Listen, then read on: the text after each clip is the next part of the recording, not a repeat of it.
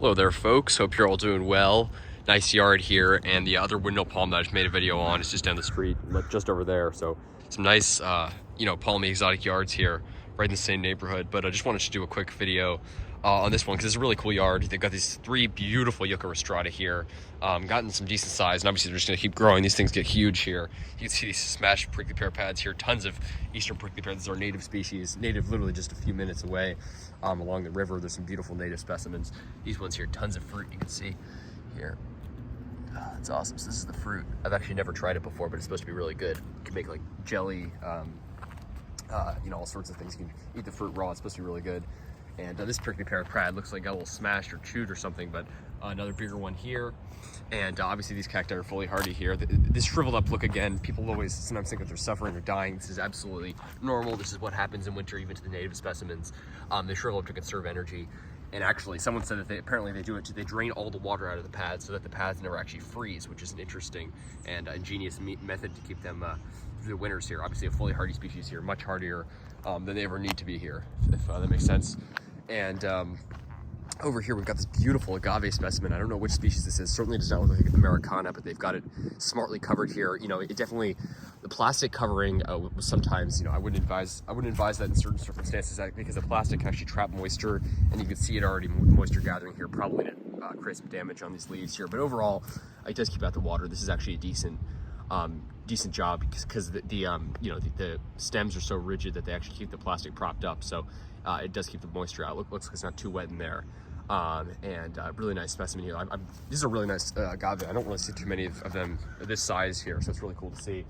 They actually, looks like they removed them. They had a huge prickly pear sticking up in front of the porch there, and they had 2 windmill palms in pots, beautiful windmill palms. And I was actually gonna try to ask for one, but because they were both like almost dead when I last saw them. Unfortunately, it looks like over the summer the windmill palms, I think they were just underwatered and they just were really dead by the end of summer, unfortunately.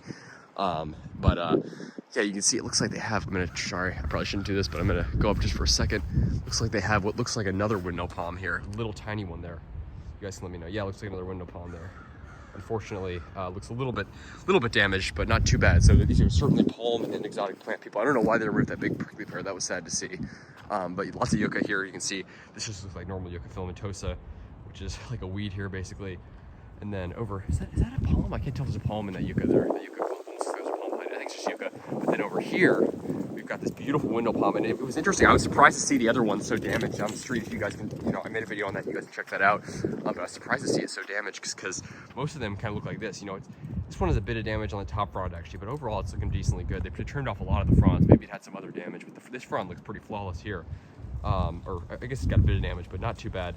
And it looks all green in there, so this one should survive. This just shows you this is a pretty bad freeze, but even the young windmill palms, took it with not too bad, certainly considering what climate we're in. So pretty cool to see.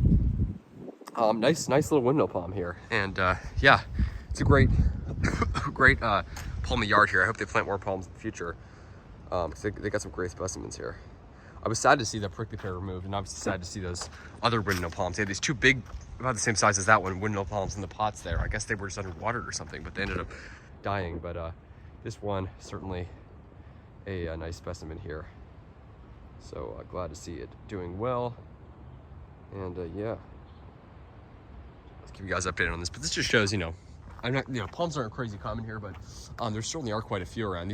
Both of these I just found walking or driving around in the neighborhood. This is just right near my house. So yeah, some nice windmill palms here and various other beautiful exotic plants. This is a true desert species, by the way. This is not just a like yucca filamentosa from the southeast. It's really a subtropical species from a wet climate. This is a true desert species, and it's actually kind of surprising it does so well here, but there's quite a few desert species we can grow here, true desert species, like yucca rostrata. Beautiful specimens here. Look at this coloration, this sort of silvery green color, just gorgeous. And lots of prickly pear in here too.